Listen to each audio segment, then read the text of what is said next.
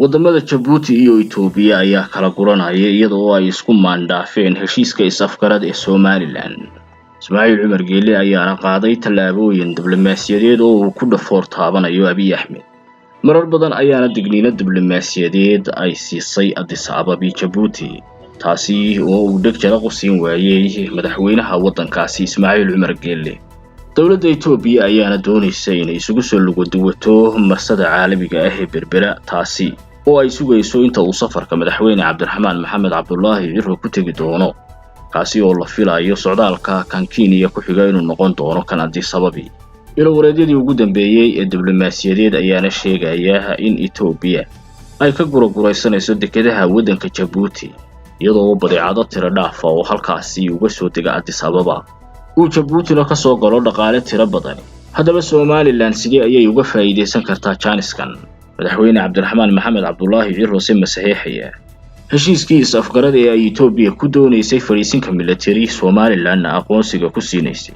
kuwani waa su'aalaha diblomaasiyadeed ee toddobaadkii ugu dambeeyay la isweydiinayo, iyadoo la sii daroosayo safarka Cabdiraxmaan Maxamed Cabdullaahi Cirro ee waddanka Ethiopia inuu noqon doono mid guulo taariikhiya soo hooya.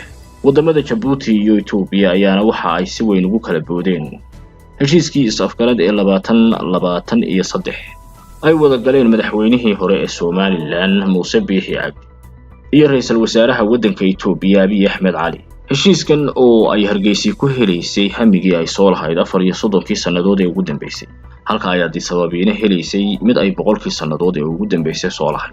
madaxweynaha Somaliland Cabdiraxmaan Cirro ayaa la filayaa inuu qaadan doono wadada diblomaasiyadeed ee dantu Somaliland ugu jirto, iyadoo ay u qorsheysan tahay wadamada Somaliland deriska la ah inuu isku wado mid Somaliland dani ugu jirto iyo mid aanay dani ugu jirinba, maadaama oo haddii uu dagaal diblomaasiyadeed la galo ay dhici karto inay qalalaase iyo nabadgelyo darro ka abuuraan meelo ka mid ah Somaliland.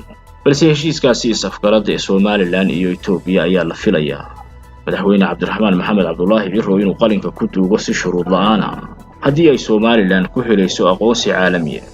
qorshaha ugu weyn iyo diblomaasiyadda dhinacyada isku xidhaysaana waa wadamo badan oo Somaliland aqoonsada, kuwaasi oo aan ku kala dambaynin dhawaaqa aqoonsiga Somaliland.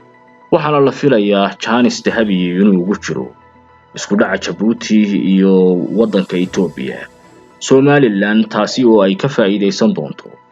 waxaana la odorosayaa safarka madaxweyne Cabdiraxmaan Maxamed Cabdullaahi Cirro uu ku tagi doono magaalada Addis Ababa in arrimahaasi loogu gogol xaari doono.